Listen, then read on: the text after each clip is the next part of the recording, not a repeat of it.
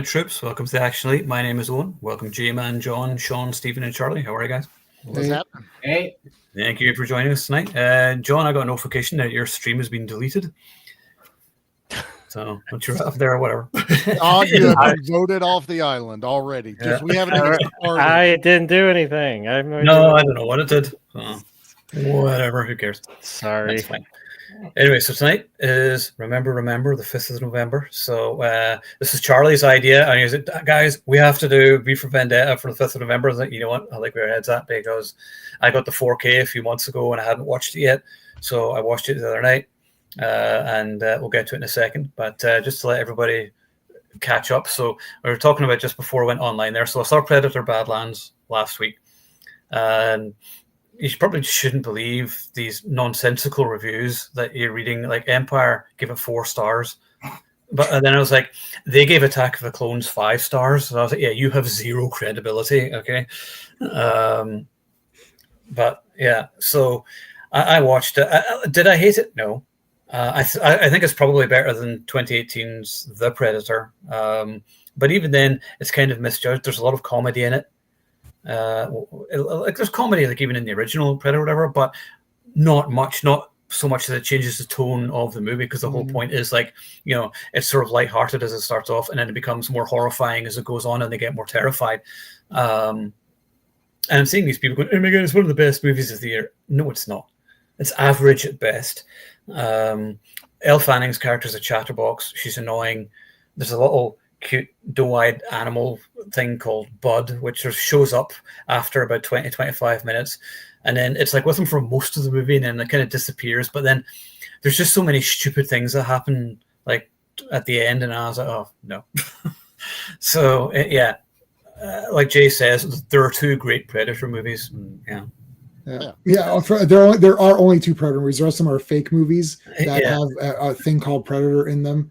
I'll hot take this. You know, the comics are fine and all that. I don't want the lore. I don't want to see them going to vote and then the Predator hierarchy. Like someone's saying, oh, in the 3rd one, you got to see the hierarchy. Oh, wow, isn't that interesting? Who cares? It's like they're monsters. They kill people. It's like I don't want to see them going for voting, having relationships. Taking away the mystery of the creature, and that's the whole thing. You're like, it's a hunter that hunts people for sport, and yet it has a slight honor code where it doesn't kill people who are disarmed. Okay, cool. That's it. We don't need to know anything else. Like, and we've kind of forgotten that.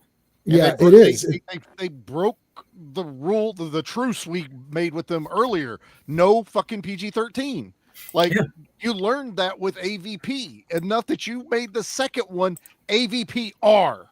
You literally put it in the fucking title that we messed up, and now we're back to PG-13 again. Right, and that movie sucked ass too. So so they're not. They're incapable. So what we've learned is that they're incapable of making a good Predator movie, regardless of what the rating is, whether it's an R rating, a PG, or a G.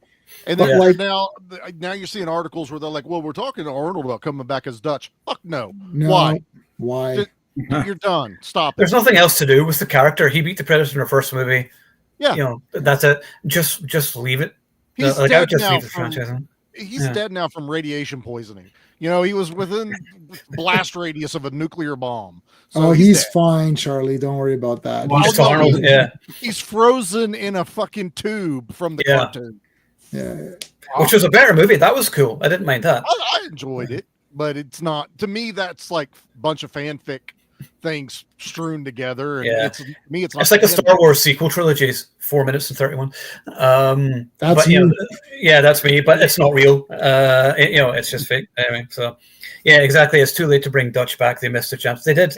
They missed it. Yeah. Nobody wants to see 70-something-year-old Arnold fighting the Predator. You're just like, that's not going to work now. Yeah, because he can't fight the Predator. Like the whole point of the Predator is that it goes after the tough game, right? So that again, if we're the hunters and we're hunting lions and tigers and bears, oh my, and whatever, that's what's going on. So like even Predator 3, which people still kind of like, and I still think it's kind of neat, but that's like us taking lions and tigers and bears and putting them in our backyard and then fighting them. It's like, but that's not going into the jungle and proving yourself by fighting people on their turf. The Predator comes to your location where you're the king, you're the best, and that's how they try to beat you. And they only pick the best people. They picked the Colombian drug lord guys. They picked the King Willie. They picked Dangerous the mercenary Prey. team, Dangerous Prey. They picked these guys who are, like, that's the whole point of it. As soon as it's like exploring more, it's like, okay, you can do interesting stuff in Predator 2. They had other, other like skulls. You're like, oh, it hunted this thing. Oh, look, there's an alien skull. That's cool. But that's all they needed. That's all they needed for us to build our imagination off of. Yeah. Just seeing, that's all, and hell, that's all we had for 15 years almost afterwards. I'm like, that's all we needed. Yeah. The comics were enough to build the lore out. Read the comics, read Dark Horse, enjoy those, and live your life. Yeah, even with like, even with Prey though, like as soon as Prey came out, they fought the natives. Like, well, you know why the Predators didn't come back in the past? Because those people sucked. It's like one Predator could kill all the samurai put together. Like, I don't understand what you're talking about. Like, it's like, well, maybe they could fight the cowboys and maybe they could fight the natives. The problem the problem is with this is that everyone's forgetting the original poster for Predator, which I have right over there, and it says nothing like it has been on Earth before. Yeah. Right. Oh, except that last time. Oh yeah, and that time before. Oh, and the time before. Yeah, these pyramids in the Arctic or whatever. Yeah, exactly. What are they doing? What are they doing? And they're putting aliens in that pyramid. What the hell's happening in that movie? We're not going to fuck up our planet. Let's fuck up Earth. Just put all the aliens up there. Why is there no other planets too? Either too? Like, I don't know. Yeah, and it all started with people giving it the pass, whatever, in part 4 or 5, or it was kind of cool. It's like, well, okay, it sucks. It's actually kind of sucks. We got to the point of we're getting more Predator stuff. Cool. Maybe one of these will be good. And aside from Predators, none of them have been. I mean, not worth it. Not worth the effort into it. Yeah. Plus, it's not macho people making it. They don't know what macho is. No. Right? Well, the thing was, like, the original Predator was, now John McTiernan has come out and said that that's what the whole point of the movie was, is that it was showing the masculinity and whatever, and their macho-ness was nothing to the Predator. Exactly. Right. And that was the whole thing. Yeah. So you're like, okay, so what is this saying then? What's this new one saying? Yeah, nothing. Apart from the Predator has a cute little pet now. Why are humans teaming up with the second the human teamed up with it? It's over. It's like, okay, so these are not scary anymore. This is just like some cool guy. Yeah. Predator, we're cool, man. Predator, you and me, let's go. Let's team up. Yeah. Like, what are you? There's no horror element to it anymore. Like, right, it's PG-13, you can't do horror fast. So anyway, I mean, is it a terrible movie? No, it's passable, and normies will probably enjoy it if they don't care about like the original movie, or if you've never seen a Predator movie, they're probably, oh, this is good fun. Whenever else, you just need to stop being, have intelligent opinions about things. Okay. Anyway, so that's Badlands. So I'm sure plenty of people will see it. It looks like it's going to be a hit. So whatever. But that doesn't mean it's going to be good. It's not up against anything important. So no, exactly. There's nothing out for a while. Yeah, I mean, The Running Man, I think, is next week, which we'll go see out of curiosity, and nobody's going to be, oh, it's better than the Arnold movie. The Arnold movie sucks. Yeah, fuck off. Yeah. But I'm going in. It's not the Arnold movie. That's the only thing I'm telling myself going into this. Yeah, Steve and I discussed this already. I've already started seeing the fake. This is the Total Recall remake, Fake Stories Part 2. Yeah. Oh God. You know that Arnold movie. Shocked, because it wasn't the book. Oh, have you read the book? No. Okay, so get out of my face. But in any case, anybody who says that, there's a 99% chance they haven't read it. Yeah. But I'm looking at it, and Steve and I talked this over, and I'm watching this trailer. I was like, I don't think this is that story either, because my friend Jay did read it, and Steven has read it. And I'm like, Steve, is this movie the book? Because I know Total Recall, the remake, was not the book, was not the story. No. It's only 17 pages, so it wasn't the story. But Steve, is this new movie the book? Of course it's not, because it's a lie. It's a lie. It's not the book. Like the problem is that, especially when I watch the trailer, there's a lot of there's comedy and stuff in it, and like there's all these gadgets and stuff. That's not The Running Man. The Running Man is Ben Richards. His family, his daughter's sick. His wife is turning tricks to get medicine for her. Out of desperation, he goes to the game center.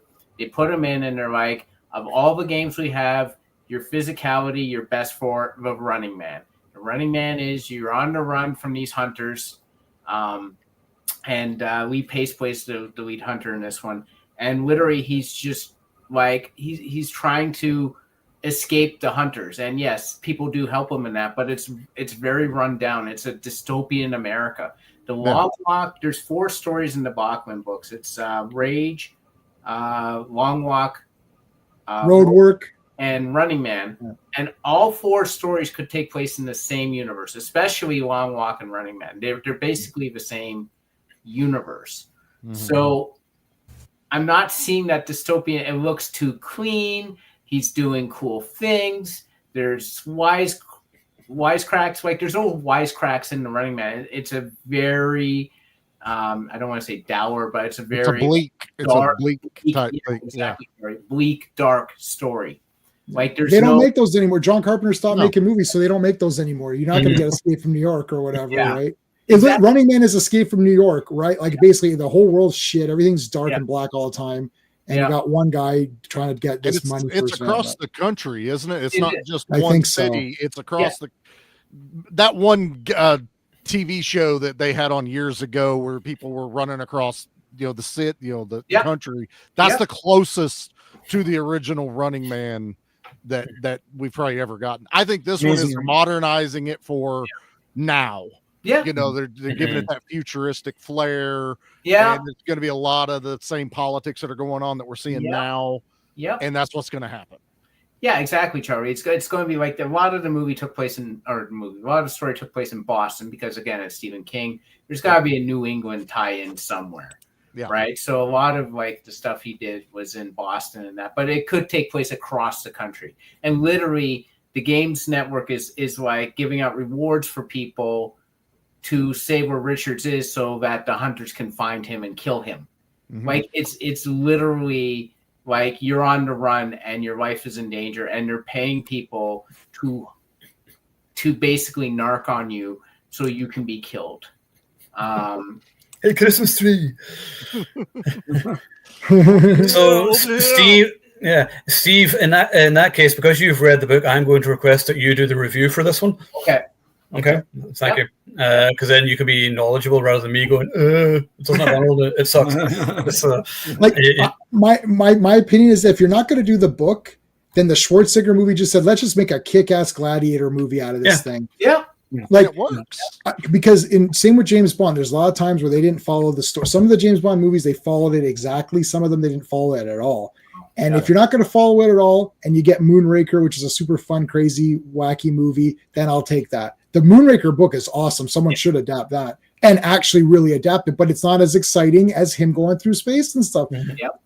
But if your tagline is, oh, this is going to be more like, if your whole thing is like, oh, that other movie wasn't that good because it's not really the story. This is the story. Yeah, but it's not the story. So you're lying. Like, you may as well just say, we're not doing the story either, but it'll be maybe similar. I don't know. Most people didn't even know it was a book when Running Man Arnold came out. It wasn't like based on the hit book by Richard Bachman, The Running Man, starring Arnold Schwarzenegger. I had a Richard Bachman tattoo, Charlie. I don't know what you're talking about. You had it all. Yeah. Only you're the only one who didn't know that. Everybody else knew that. That's a Canadian thing.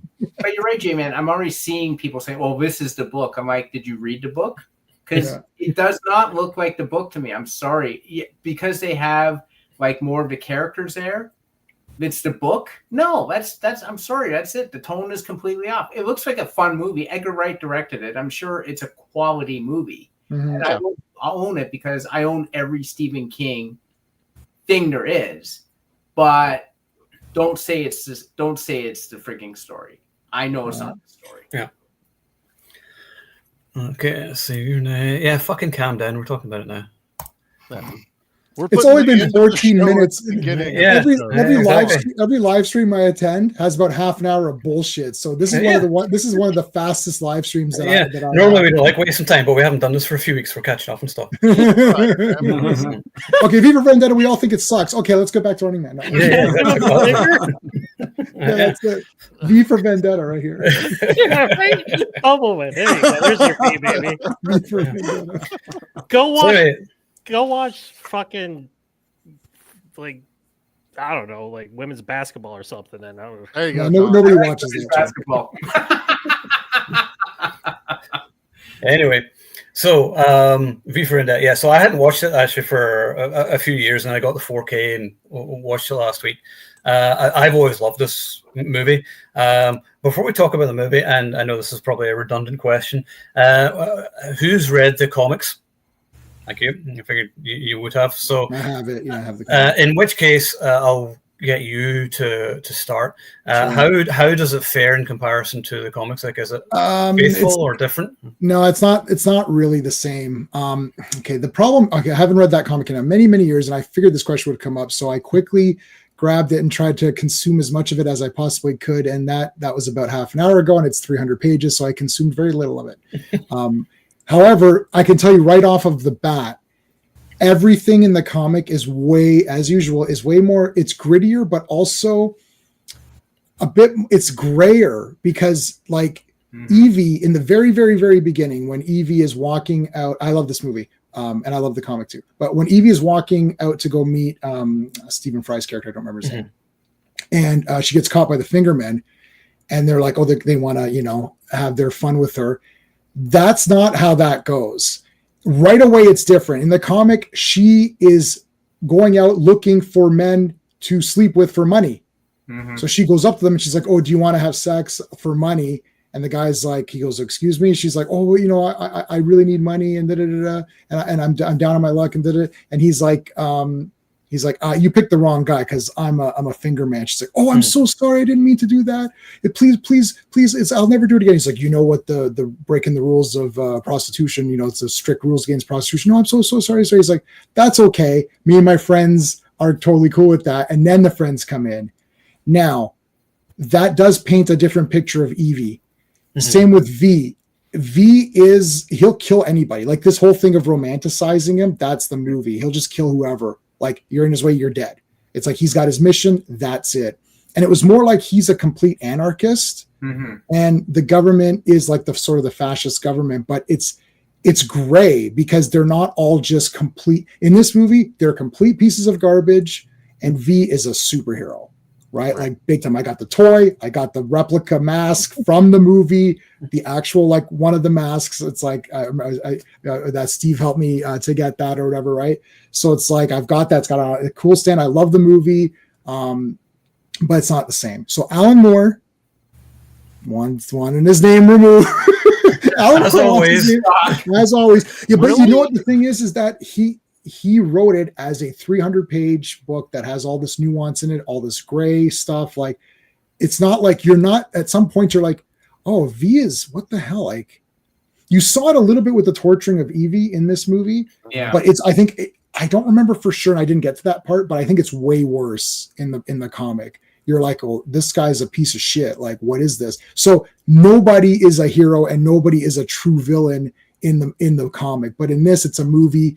You got to cheer and you got to feel bad for Evie. If she's going around being a prostitute, you're like, not that you wouldn't feel bad, but it's like she's breaking the law, actively knowing she's breaking the law in the comic. Now, what she was going to receive was not fair. They shouldn't be, but it does change it to her just being, oh, I'm just an innocent, cute girl. It's just me, Natalie Portman, going to see my friend. What are you guys doing? So it's different. So that's some of the differences. It's just, it is Alan Moore. It's like Watchmen, same thing. There's differences there. Same with I didn't read From Hell, but I know there's lots of stuff, and I'm sure if they did Swamp Thing, they'd change it.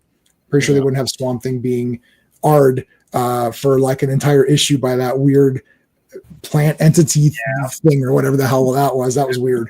And I love this movie though. It's a lot of fun. What's his name? V is just so wicked. Just so awesome. His voice is the best. Everything he says and does is quotable lines. He never takes the mask off. You never see his face. It's just like the way he's shot and lit, and his costume looks awesome. Like, he's just so awesome that I don't even care about anything else. All the other actors are great. You got a lot of great British actors in there, so that they're awesome.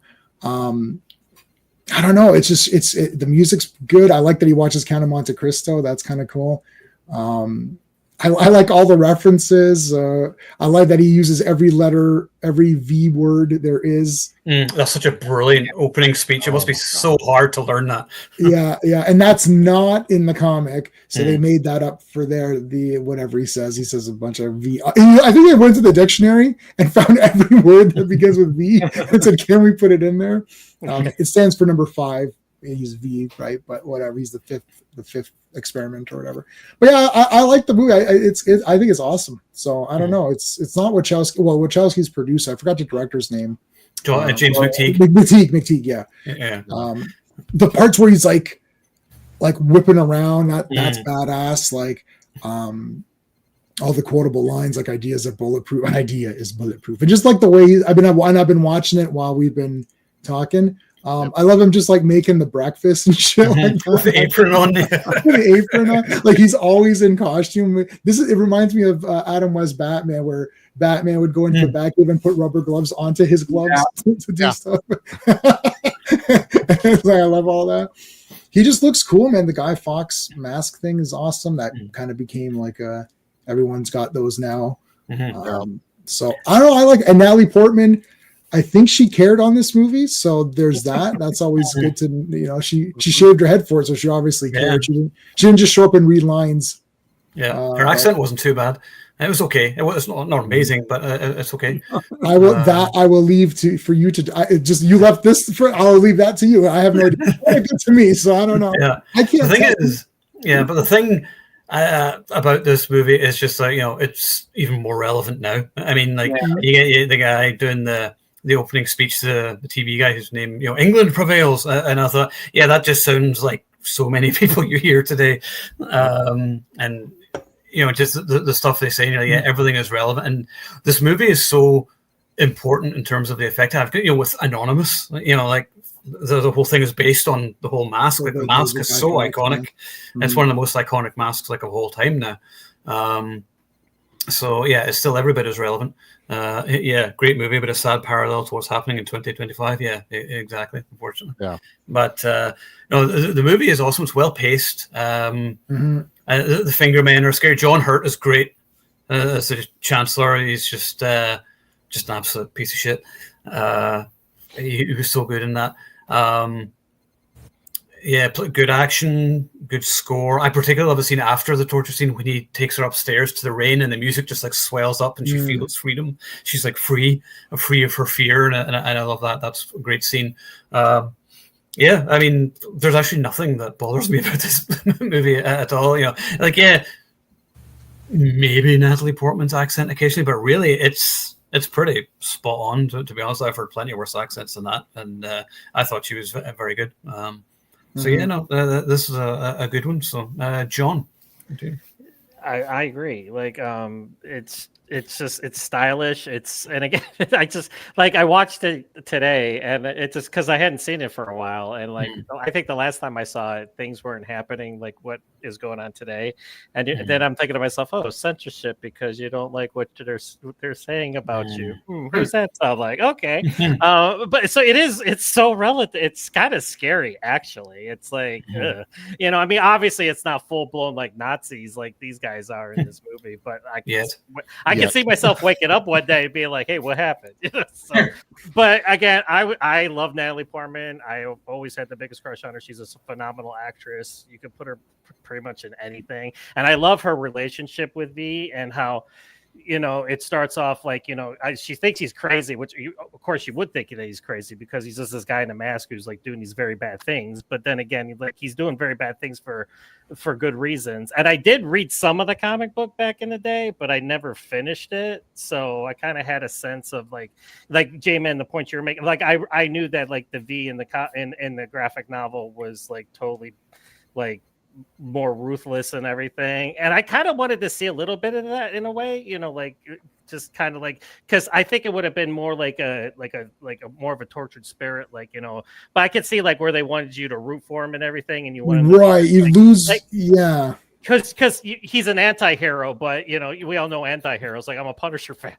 I love anti-heroes, so and just the whole scene where you think she gets kidnapped and she's getting tortured, but then it's him. He intercepted her, and he did that. So, and then just where he comes in, and he's like, all you need to say is just one little thing, and she's like, no. And he's like, then you are truly free, you know, and that's such a great scene. And like, I love the how they kind of like coincide. Like he was reborn by fire, and then she's reborn by the rain and everything. That's just that's cool. Yeah. Such great imagery in this movie. And like, Hugo Weaving, like I could just imagine like how hard it is, like, you know, the act, you know, because you never see his face, you know, he's always in the mask and everything. So he's gotta still radiate personality. He's still gotta, you know, you still gotta like care for this guy, like, because what he's been through and everything. But that's hard to do, like, when you can't see the person's face and everything. So I think he did a phenomenal job. And then what can you say about the action? It's not like, this isn't an action movie. It's a political thriller with action in it. But when the action hits, and you could tell, like, you know, the Wachowskis were able to make this after the Matrix, you know, because they probably were like, ooh, if you could do that with this movie, like, you know, they gave them, like, you know, some breathing room with this movie. But I love how, because I'm a knife guy, like when I train in martial arts, I train with knives and stuff. Like, anytime there's knife fights in action movies, I'm like, my blood pressure just automatically goes up. I'm like, ooh, here we go. And then, like, just like how he like spins them and everything, and then when he throws them, and you can see the the wind. That was cool. Like, that's just badass. And that whole ending where he takes on Creedy's men, and like they just totally unload their pistols into him, and then he's like, you know, basically, I'm gonna kill all of you before you can reload. That's just badass. And I watched that scene. Like, I watched it today, and of course I rewound it and watched that scene over again because it's so it's not just an action scene. It's just like you love it when like the bad guys like are at this point where like it's just like an oh fuck moment. It's like, we're screwed. And I just love that, like, you know, because like they had such control over everybody throughout this movie. And then that was like the big major scene where they were just like, you know what, we're not in control of anything. And it's only one guy, and he's able to do this with us. And then the ending, you know, it's but I love the ending too. And then Stephen Ray, he's an unsung hero too, though. He's the cop that, you know, you could pretty much tell right away that because the first time you kind of see him and they're all meeting with the chancellor and everything, and he's just kind of like giving looks and everything. And he's like, you know, you already know that he's not drinking what this guy's serving. Not fully on board. Yeah. Exactly. But he's smelling the bullshit. Yes, exactly. But I just like how he kind of goes through his journey and his character arc and everything, and then he meets her at the end, and then just the ending where he's like, who was he? And then she's like, he was my father, he was my mother, my brother, you know, he's you, he's all of us. And it's just everyone is everyone's from the movie. And that's okay. Thank you for reminding. That's just a powerful moment, because then, like, you know, when Stephen Ray's talking about the chaos that's going to ensue, you think the little girl got shot, but then you see her at the end, she takes off the mask, and they're like, oh, it was just him kind of like establishing, like, you know, what could happen or anything. So that was kind of refreshing that, you know, to see that part too. But just the whole movie, like, it's 2 hours and 12 minutes, right? And we always complain about how movies that are long, we're just kind of like, okay, I need to go to the bathroom and stuff like that. Again, watching it today, I didn't watch the time. I never looked at my phone. I just watched the movie. And how many times can you say that with a movie that's over like an hour and 45 minutes, unless you're really engrossed to it? So, I mean, I've had this since, I think I saw it twice in the theaters. I did. I think I saw it twice because I liked it that much. And then I do watch it, but I think it's been like 2 or 3 years. So I was glad that we did it this time, because like it was too long for me to watch it. But that's all I got.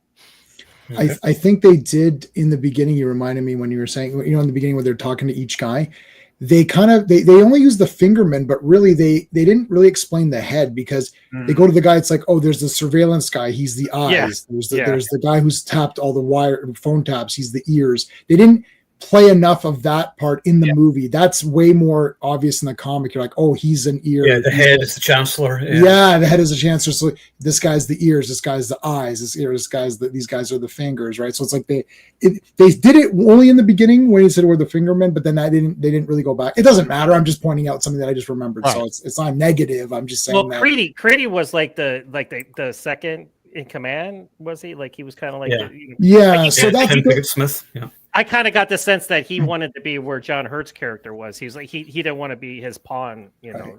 Well, then that's why they got to get rid of each other. They have that's the whole Russian. When I just did that course on Soviet Union, it's like same thing. They're all just killing each other off so that there's no competition, and there's always a contingency plan. Oh, if this guy gets too popular, okay, he's out, or whatever. This guy will try to overthrow this guy, right? That's how it is in that. And yeah, so it's like the head is always fighting the other guys, or except for the detective who. Maybe he's the nose or whatever. He's like the sleuth, or I don't remember what he was in the comic. But and I liked how when John heard pretty much every time he was on the camera, like it was on the big screen, and then even when he's talking, they'd start zeroing in on his mouth, and he's like screaming and everything, and it's just like I really hate this guy. It's like you didn't even need to do that. You could have just like had him sitting in the same room with these guys. You could be like, you're a prick, but like they just emphasized the fact of what it was kind of like it's kind of like Hitler, because Hitler was always seen shouting all the time, and there's that kind of sort of similar fascist character. So. And they related to that, like when he's standing there and he's like pumping his fist. Oh, they're doing the whole thing from exactly. That's Hitler. Yeah. Exactly. Yeah. That is exactly like Hitler. So so that was a good imagery too. Yeah, Charlie. Man, I adore this movie. I didn't know it was a graphic novel when I saw it. Jackie and I saw this in the theaters when it first came out. I had no idea what it was. Just saw the trailers and was like, I want to check this thing out. I adore this movie. I probably watch this movie every year, right around November. I mean, it's kind of like our thing now. Whenever we do remember that it's close time, but every time I watch this, I find something new in it. Like I see another little piece that I've missed over the years. I love the message in it, and I love how it was shot. This thing is gorgeous.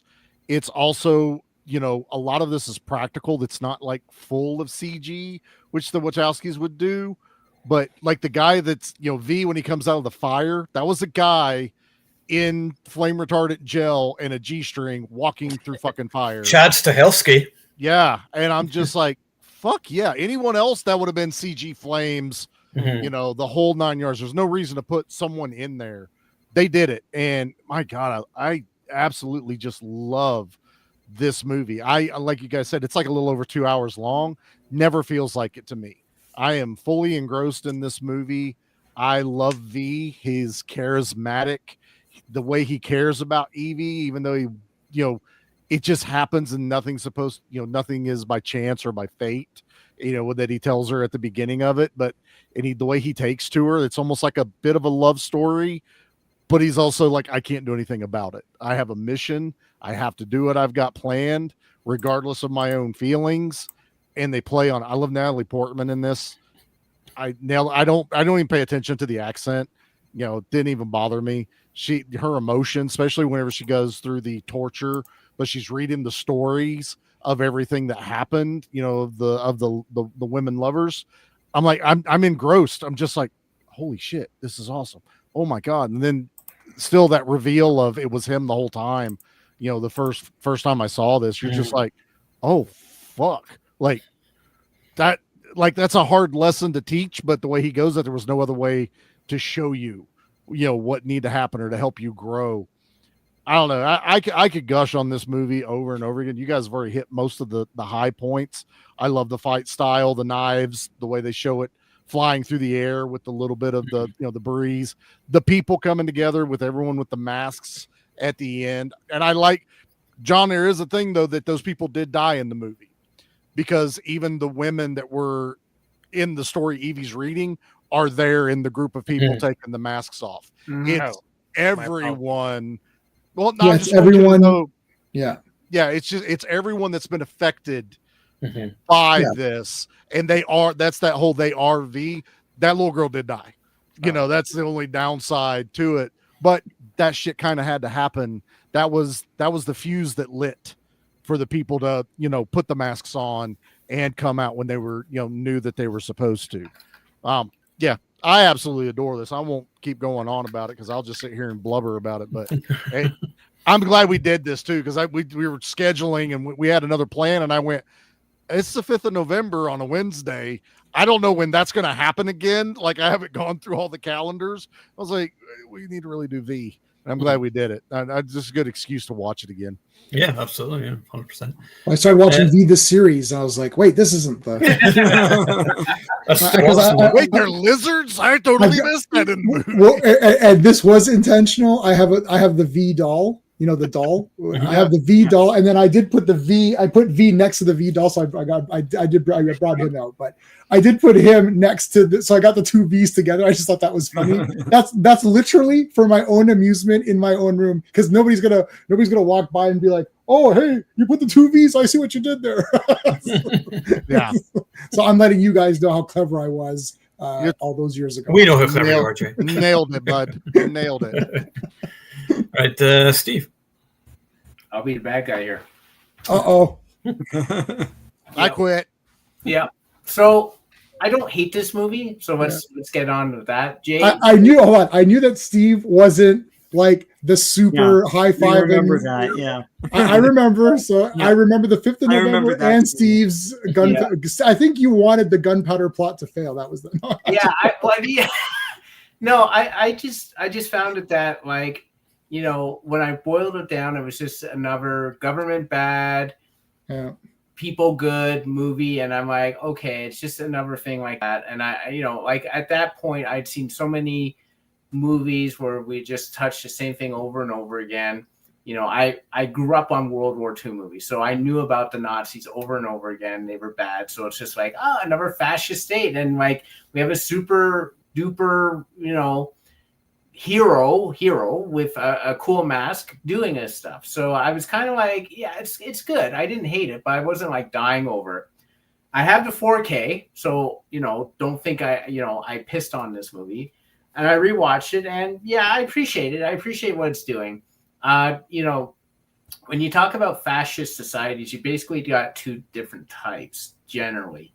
You got the Iron Fist, which is basically ruling through fear, and you have the cult of personality, which is ruling through love or favor. And it's funny because you find the cult of fear usually on the Eastern Hemisphere, right? And you find the cult of personality on the Western Hemisphere. If you look at any of that stuff, that's what you'll find. So I found it weird because when I rewatched this one, even though it's in a more westernized society in Britain, it was more of the cult of fear. There is no cult of personality. It's you do what I say. I have fingermen to enforce the law. That's it. And they actually did this nefarious, you know, got people sick and then introduced the cure in order to come into power and get favor. There is no cult of personality. Like William Hurt is a large head on a screen barking orders. It's funny because the head, the eyes, ears, nose are actually more important. Because if you want to beat a cult of personality, you have to take out the man. If you want to beat the cult of fear, you got to take out the mechanism, right? Which is one of the enablers of the head. So it was kind of funny that they actually followed that to me. V is the obviously best part of this movie. He's very charismatic. He's well-spoken. He has all the great lines. He's got the great martial arts. And he is what drives this movie. Natalie Portman, I'm very sorry. I am not a Natalie Portman fan. There's only one performance I've ever liked Natalie Portman in, and that is Leon the Professional, which should be one that we do. Mm-hmm. There is a hint of insincerity in all of her performances. It just feels like unless she's interested in the subject matter, she dials it in. And when she likes the subject matter and actually tries a little bit more, which she does in this one, it is painfully obvious why she likes it. In this case, it's a political left-wing thing. You know, you got the right side totalitarian, you got the left side who's the good guys, more so, I think.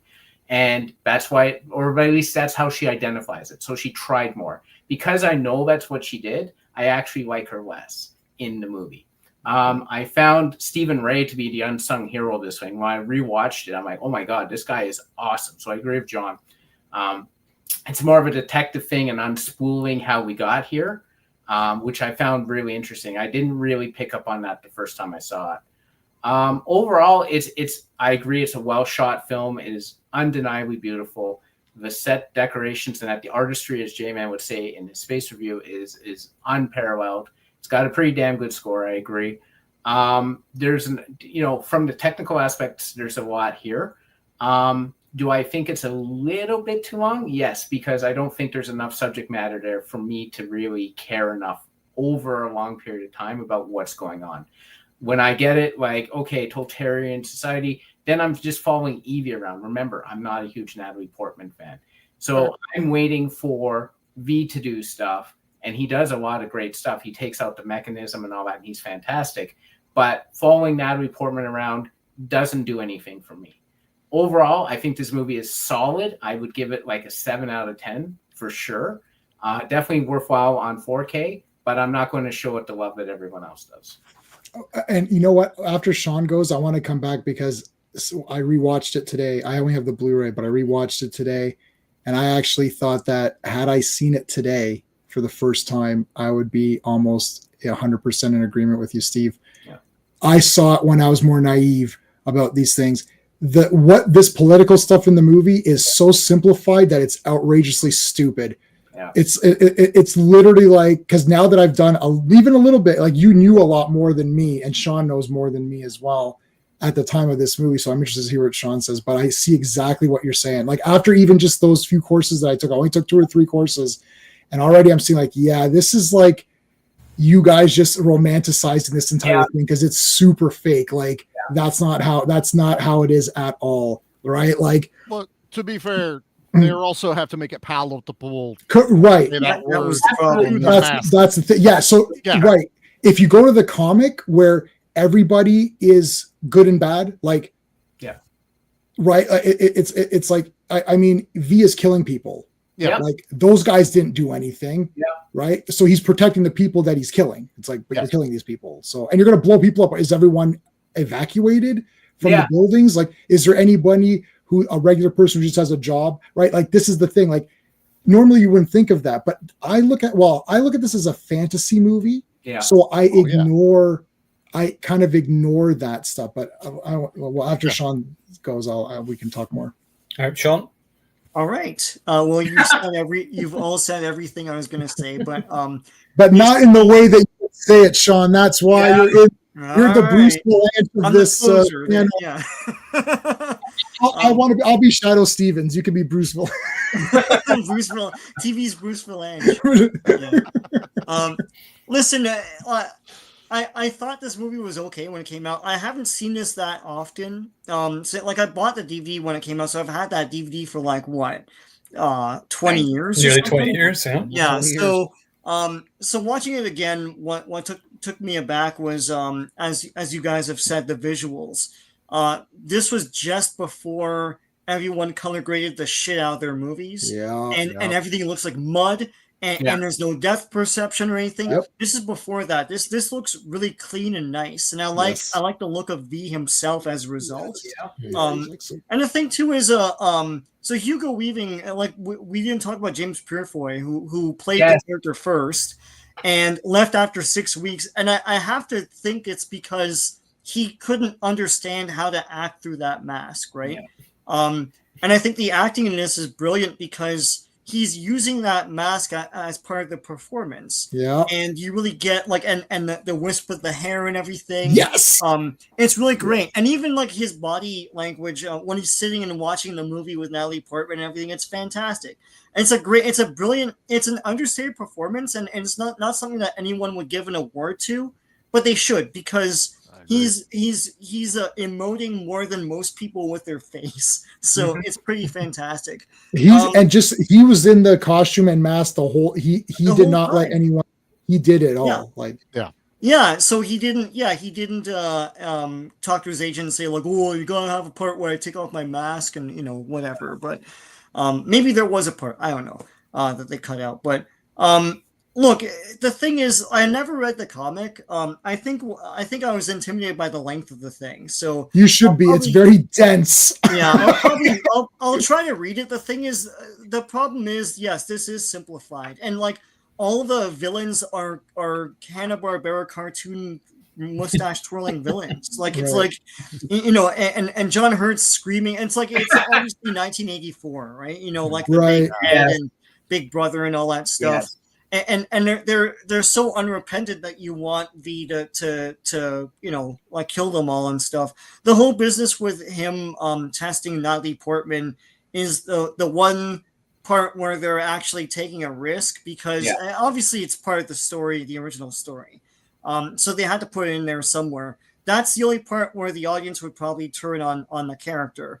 And they handle it so tiptoey. It's like, and the thing, the problem with all that is the comic obviously has something to say, and the movie, I have trouble figuring out what it has to say because it's so basic, right? So, for something like this with this subject matter, I expect there to be more chances taken, and I feel like that's what the comic was doing with its more grayer approach to everything, like anarchy versus whatever it was, fascism or something. And it's not, you're not, Alan Moore is not saying, oh, anarchy is the way to go, because clearly that's not really the way to go. No, he's pitting the two philosophies and nobody wants fascism, but do you really want anarchy? Like, how many of us are like, I mean, what's the solution, right?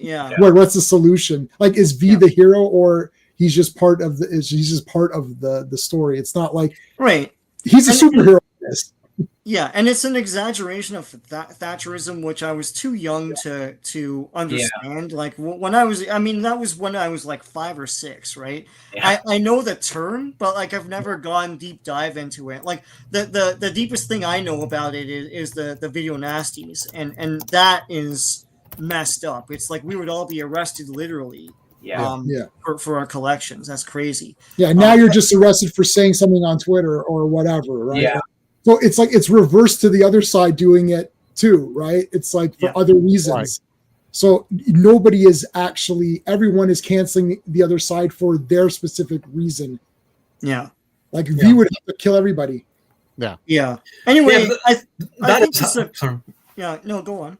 I was just going to say, just to what Jay said there, where like that literally is happening in the UK now, though, where people are being arrested for saying things like that guy and everything. You're like, that's fucking crazy. And, and that's the thing is that, shit like this is happening. It's ridiculous. And that's supposed to be the good side. Yeah. There is no good side. They're all assholes on both sides. They don't touch about that, but that is like kind of how it starts. It can start with good intentions, and then they get into the greed and the power and all this other shit. You couch every single repression under some sort of good intention, right? Total power, total corruption. I mean, like there's no such thing as free. No one's ever really free. It's just you're subjugated to whoever's in charge, right? And if whoever's in charge is like benign or whatever, like that's the level or amount of freedom that you have, right? But, look, it's a cool action thing. It's cool. It looks awesome, and that's the only reason why I come back to it. But like I kind of side with Alan Moore here, man. It's like obviously he had a lot to say, and it was never gonna be put into this movie. He should have known that. He probably did anyways. And he was probably very disappointed by this. If I read the comic, I'll probably be very disappointed by this movie as well. But right now, it's a cool action thing. It looks awesome. just before all the color grading bullshit. So anyway, So here's the thing. You've got, it's an American production, right? Yes. Right. But Alan Moore is a British guy, so he's talking about his experiences, right? Yeah. Like it's like growing up as a kid and wherever he grew up. Here's all this stuff. So it's weird. It's like when Americans try to make Doctor Who, you're like, this is no. We're trying. You're trying your best. It's a pat on the head. They're putting a lot of post 9/11 stuff into this movie as well. So it's its own voice. Yes. No, I get that. I think Alan Moore thought he was being very universal and pluralistic in his take, right? I would have to read the thing to see, but well, he probably was at that time. I didn't get a chance to. I only read like issue 1, or it's 10. It's technically 10 comics, right? But I think at the time when this movie came out, it was probably way more. Even though it was simple, it was probably more accurate. But now both sides are complete like lunatics. You have super lunatics on both sides where I don't know what I'm going to be canceled for. Like depending on where I go. If I go over here, they're gonna nail me for this. If I go over here, they're gonna nail me for that. Which is worse? You can't just. The only way you could decide which side is worse in America would have to be what you have more of.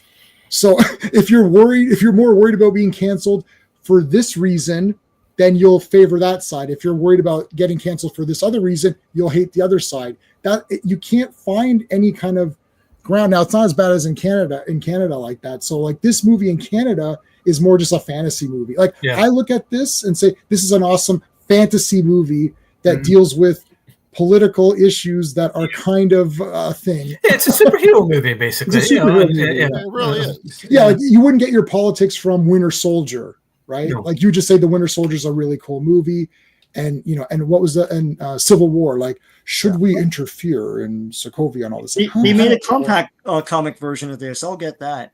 They did. Compact, they did make a compact version. I'll need milk bottle glasses to read that though, because like I have the Court of Owls, and I'm like trying to read it. So writing so small in it. I'm with you, Owen. That's when I got to start putting in the what are they called now? The progressives. Get the progressive glasses out. I can't read this shit anymore.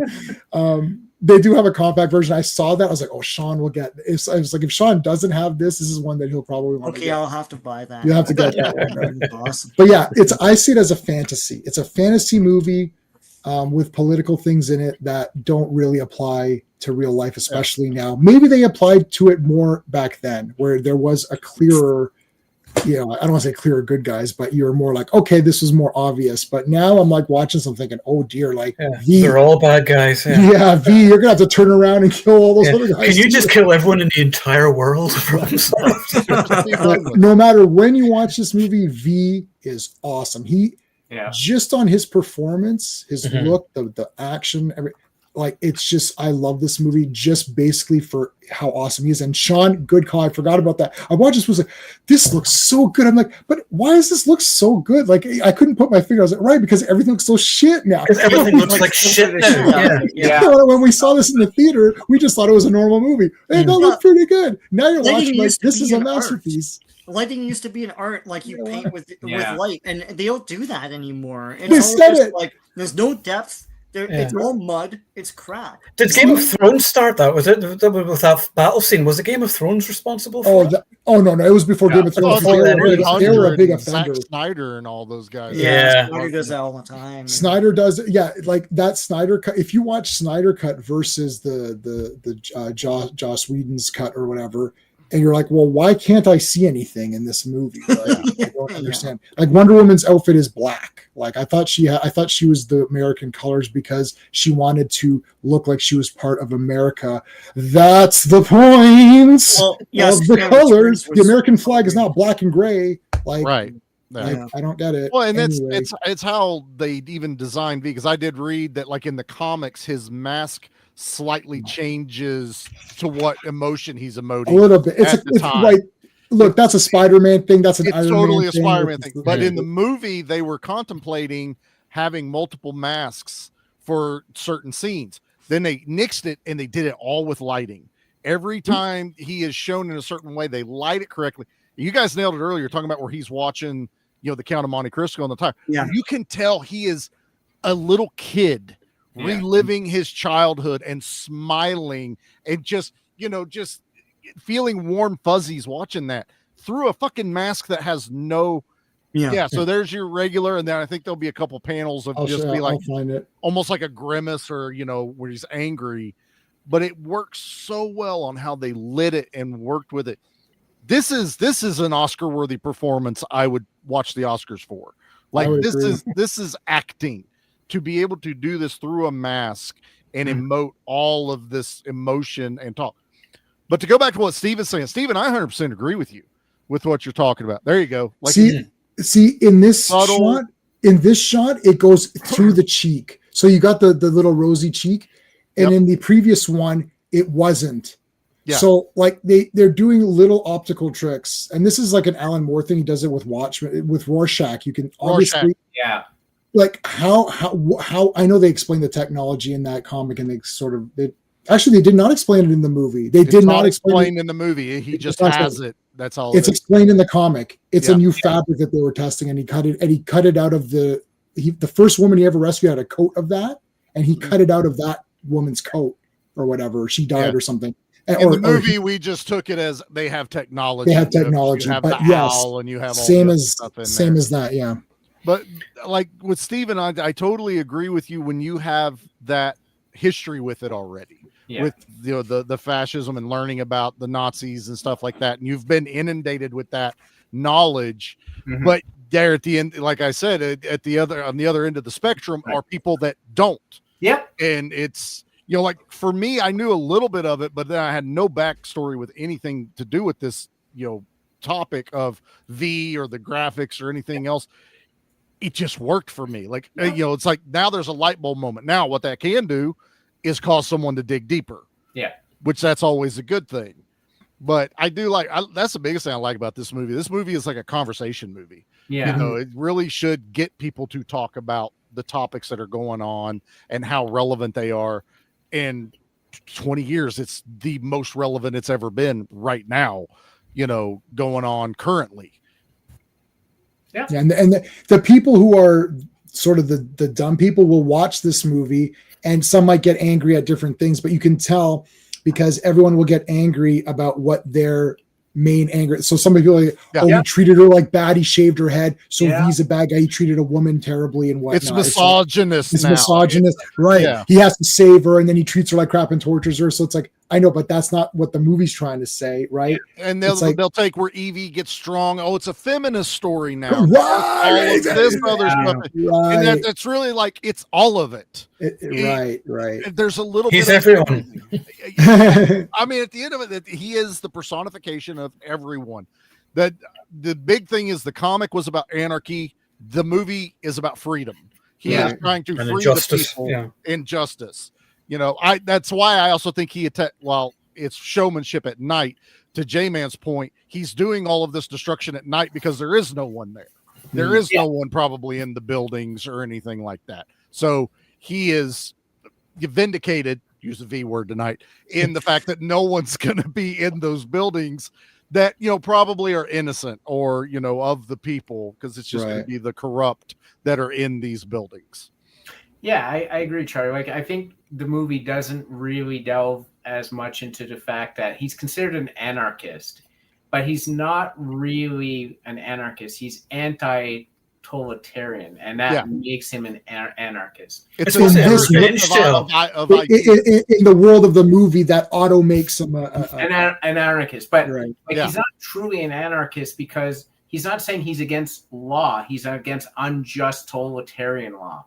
Yeah. Right. And that's basically how it makes his actions more palatable, is he's against what we've already established is bad. So the opposite of what we see as bad has to be good. It can't be packaged in nuance because we've already got this extreme absolute, which is bad, which is the totalitarian way. Right. So it doesn't really matter at this point. There can be no gray because you establish black here, you got to have white here. You sort of fit it in any way you can. Yeah. They couldn't have adapted it. It's the same as Watchmen. No. Yeah. If they did, audiences would be confused. They're like, wait, it's V. I remember with Watchmen, I showed it to my cousin, who and she was like, wait, I thought these were superheroes. I was like, okay, you've just missed the whole point of this whole thing, right? Yeah. So, and it's funny too. And then again, you've got to bring some of yourself to it.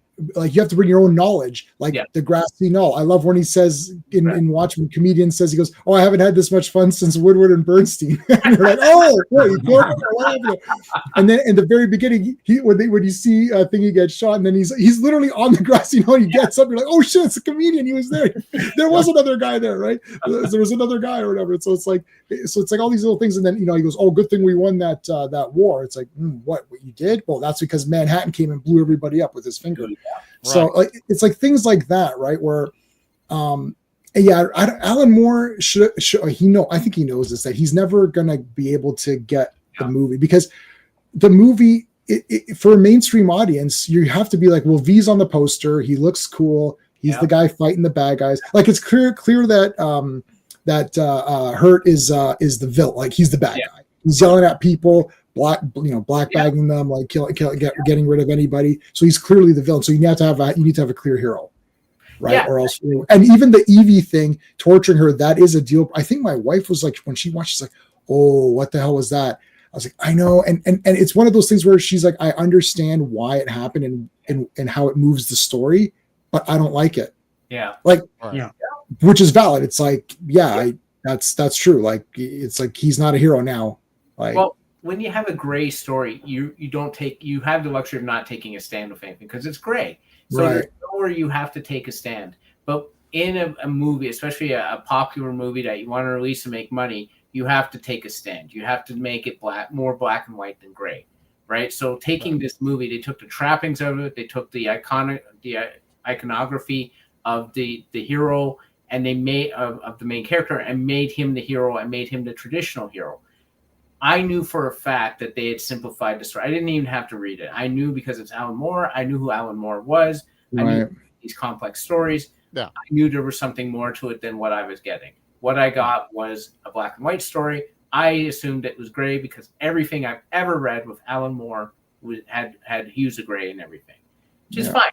It is what it is. It's a different medium. It's a different intent. That you got a studio you're not going to have a studio putting 150 million behind a gray story. It's never going to happen. Exactly. What did this movie?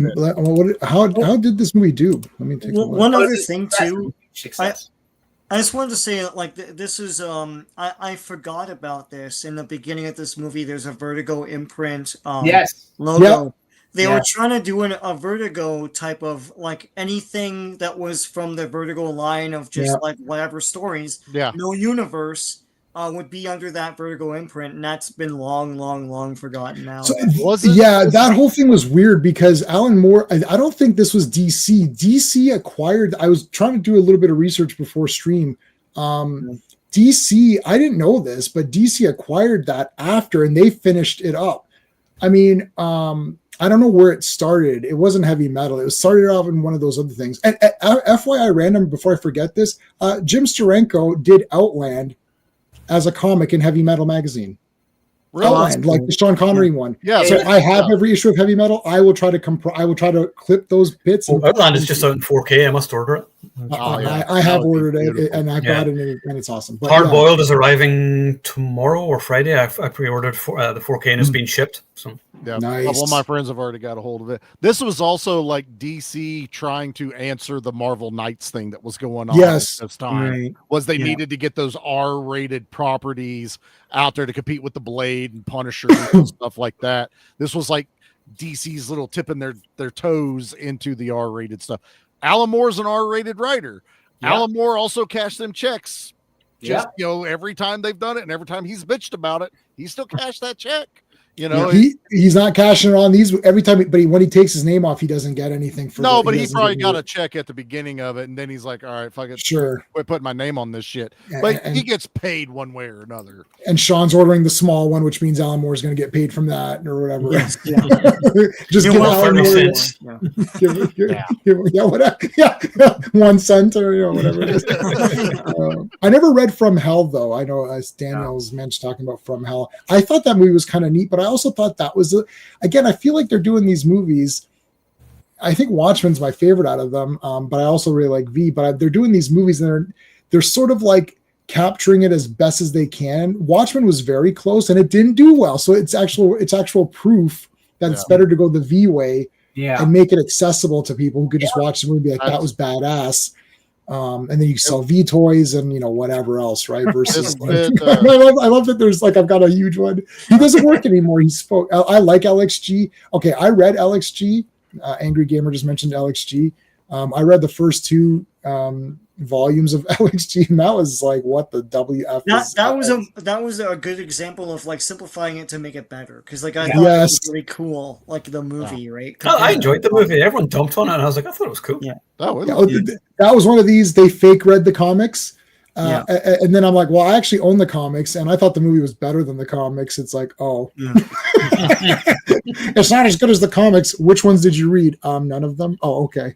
That's like the dread thing again. Oh, but he took his helmet off, as you read before. Oh, really? It went into that in the comics or whatever, and you sort of. I lied. I actually lied to people on that, and I said, no, he takes it off all the time. I said, I literally own the comics. He takes it off every issue, guaranteed. I have it. And they're like, oh, he does? Yeah. So do you think the movie's good now? Well, it's like, okay, no, you never see his face, dumbass. But you're not reading the comic, so what are you getting? I like people who just watch the thing and be like, I liked it. Right. Or I didn't like it. But if you're going to get deeper, I'll go as deep as you want. Yeah. Right? If you just want to say, hey, this is V for Vendetta is a 10 out of 10 fantasy movie with a super cool hero, awesome visual effects, good action pieces. The villains are pieces of crap. Then you can talk about it in fantasy. If you want to say, no, let's break this down. Let's go through all the political arguments in the movie. Are they factual? Or do they hold up today?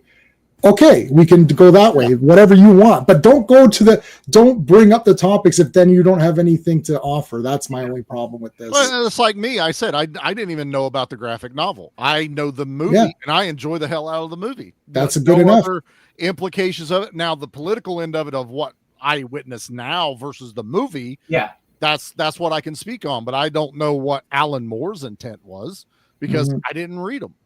And it's a different system. It did right? Like $4 million budget and 138 worldwide. So modest. That's not huge. Yeah. Not huge. I don't remember this being like a big release, like push either. Yeah. Like I remember me and Jackie just going on a whim just to go watch it and catch it. Yeah, I just went to see it because I like the outfit and it looked like a fun action movie. And that was the thing. Yeah.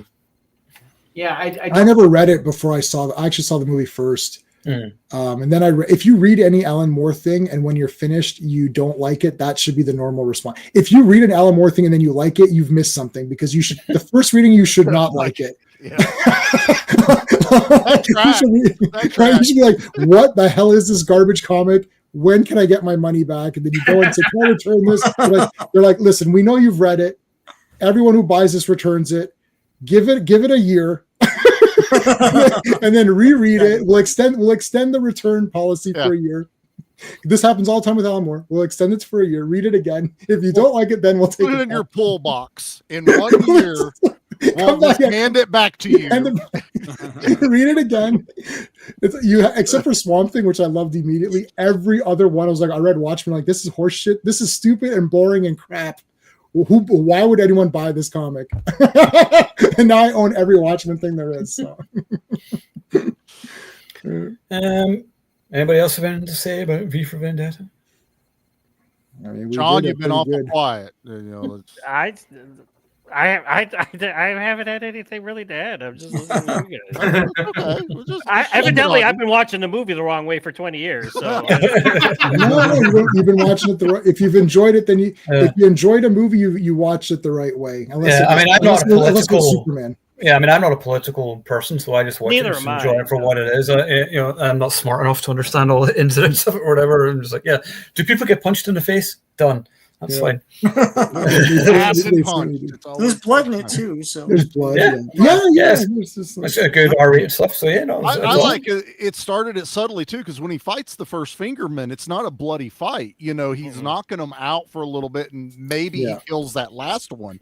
But then when he does the raid on the TV station, and he starts killing the cops, and you're like slashing their necks and blood spurting, you're just kind of like, oh, it's that kind of movie. Now I know why it's R-rated.